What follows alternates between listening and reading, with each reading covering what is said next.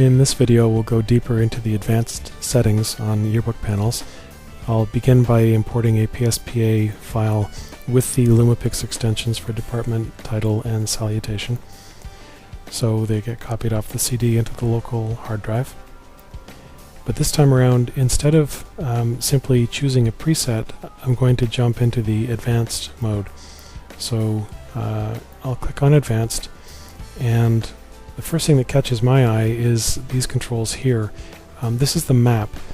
Just to go sideways for a moment, if you drag an image into the canvas in PhotoFusion, this shows up next to you, and it allows you to control things easily just by bringing my mouse over the border, pressing the mouse button and dragging left and right.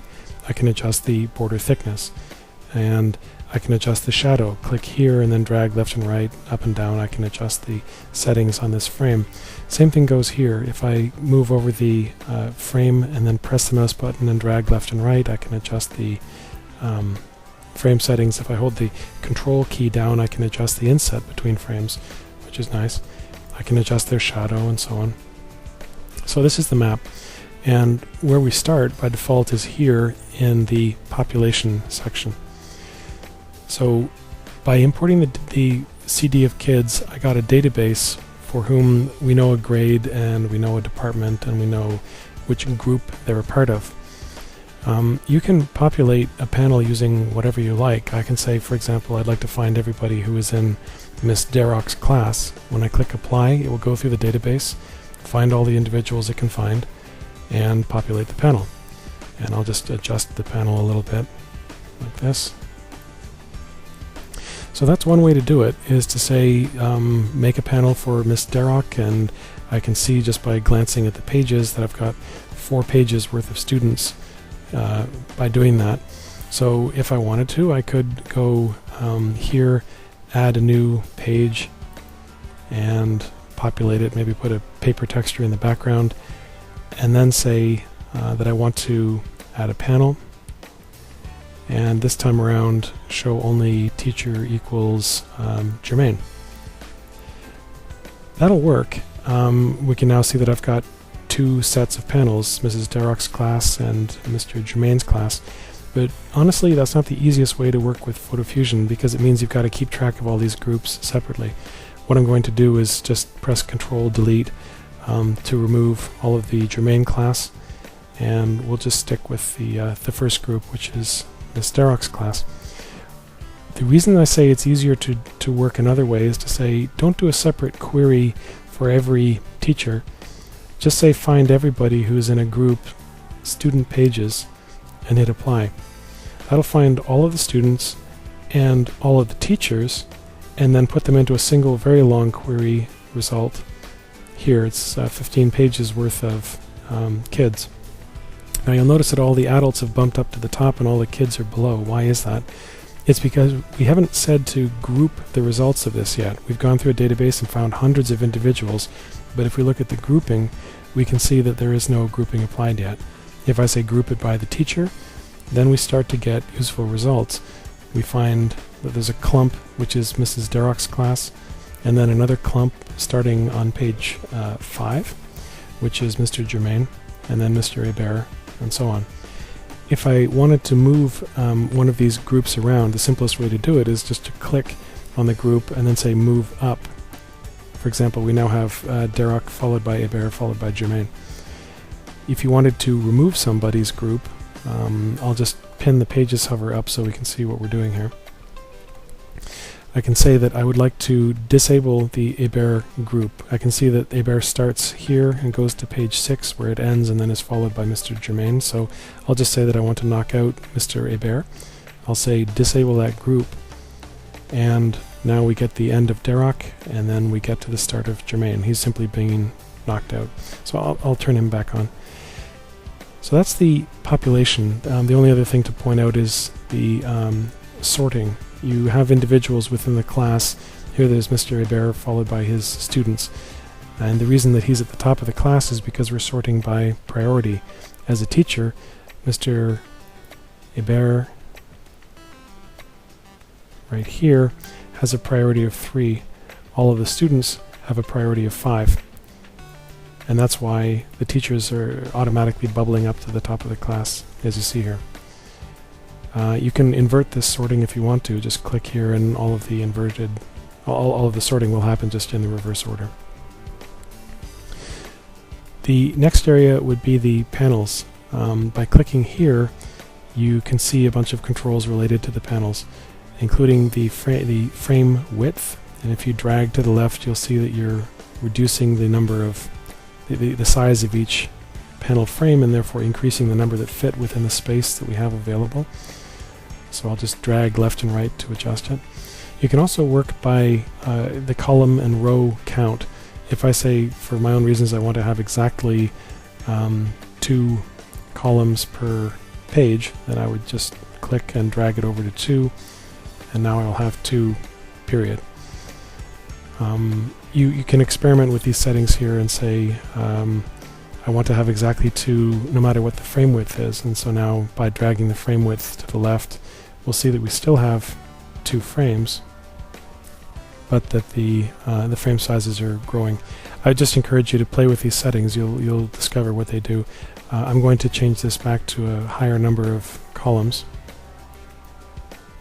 and we've got a useful set back again. You can adjust the spacing between the rows by dragging this control, and you can also adjust the number of featured teachers by dragging the featured to the right. So now, for example, we're featuring the first teacher in every class. Knockouts, this allows you to either manually knock pictures out or do it automatically. I'll just click remove manual and then drag another picture on top to illustrate automatic occlusion, like this. So that's what the knockouts control does. And I'll delete this frame. This allows you to choose the orientation, whether you want the frames to be centered on the page or on the right, or on the filling the width of the page. The last row actually behaves differently from everything else, so you can have the last row be in the gutter or centered up if you like. And then finally, the top, bottom, left, and right allow you to resize, moving the top, moving the gutter out, so you can reshape the panel this way if you like. So there's a lot of control here on the panel settings. If you go to the header, you'll see that you've got the choice of just using the group name once at the beginning of each group. So this is the Germain class followed by nothing followed by the Lavallee class, or you can say no, you want it to be continued on subsequent pages. So there's Lavallee and then the Lavallee continued header. The alignment allows you to put it on the edge or the center of a page like this. You can change the continued text to say, for example, continued if you like, and it will just do the right thing. The size allows you to adjust how big the header is. You can change the font and play with attributes such as is it bold or is it italic and so on. And then you do have control over the shadow and the color of the shadow for the header like that. The labels allow you to set the font and the color and so on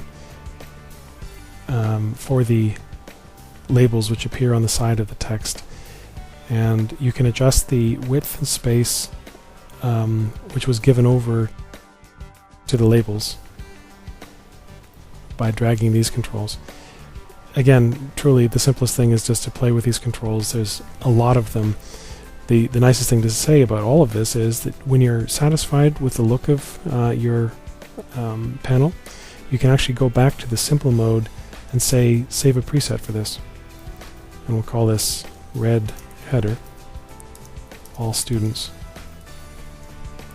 by teacher.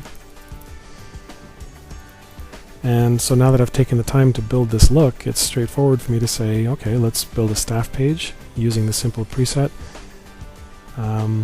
Or I can change my mind and say, let's go back and do red header, all students by teacher.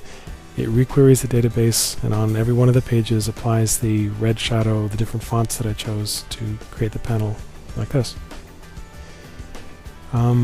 Getting back to the advanced mode then, we also have control over the frames. And a common question is, I would like to have my students be inside ovals. Can we do that?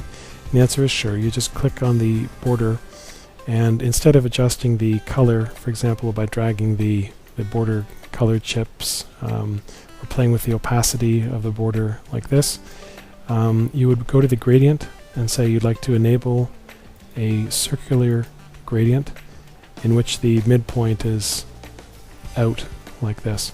So you can adjust these things, for example, feathering off the edge a little bit. And if I want to, once again, I can save a preset. Let's say that I only want to save the look here, the circular gradient. I don't want to save the query, I just want to save the fact that it's in a circular hole. So I'll say save this as a preset called circular gradient.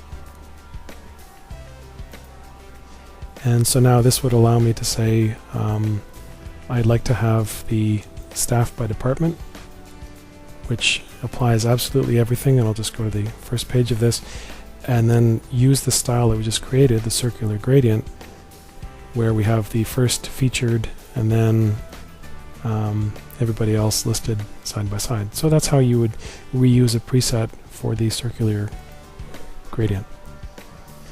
One other thing I'd like to point out is the scope. I'm just going to sort of reset to a simple example. The staff by department. If I make changes, for example, to the border thickness, it's being applied to both groups on this page, the administration and the faculty. By saying only apply it to the administration, I can now say I want the administration to be like this, and then to the faculty, I would like it to be like this with more of a space between them. So what the scoping is doing is choosing whether you want to apply it to all panels anywhere in the book, only to this set of groups, which would mean all of them. I can now say I want all of their shadows to be like this, or to just one specific group, the administration, the faculty, or the support staff, who are on the second page, by the way. If I click on support staff, we'll see that I'm now taken to the second page where that group is, where I can say, for example, that I would like them to have a border which is this color. So that's scoping, and it allows you to determine a different look for different faculty versus administration, or teachers to be treated differently, and so on. The final point to make is the modes. We have a locked mode, which means that no matter what you do, you can't hurt this panel anymore. If you were to exclude somebody, it will not be reflected in this panel set. It's literally locked off. And there's also a manual mode. This allows you to grab people and resize them interactively like this. So you have a lot of flexibility when you start working with this mode. You can say just move everybody, including the faculty header, down, and work like this. So that's what the manual mode allows you to do. I would point out that be careful. If you click go back to auto, you'll be asked, are you sure? Because when you say yes, it's going to reflow the database automatically. Now you might notice that this teacher has been cropped, and why is that? It's because if you add a student, and I'll just take the time to do this, I'm going to go to my hard drive and find a picture that's the best that we could do of a kid shot wild. It wasn't on the portrait day. The kid just had a candid like this available. Well, let's use this as a portrait. I'm going to add the student to the database, make him into a student in Miss Darroch's grade 12 class.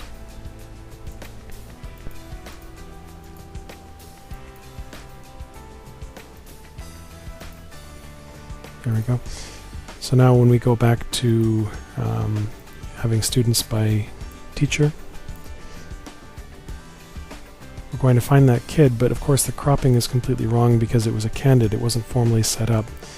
Because this is a panel, if I simply try to click on that image, you'll see that I'm knocking frames out. Remember, that's how you occlude, right? I'll just make space to drop a picture in like this, right? So this is what normally happens when you click on a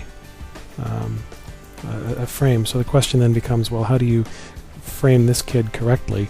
And the answer is that you go to manual mode, you click on the kid, and you crop as best you can to make it match everything else. And then when you go back to auto mode, the cropping is remembered. If we reset the cropping, that would be bad. You would have lost the work that you did on getting this kid framed up. So that's the reason why the principle wasn't recropped when I went back from manual to automatic mode.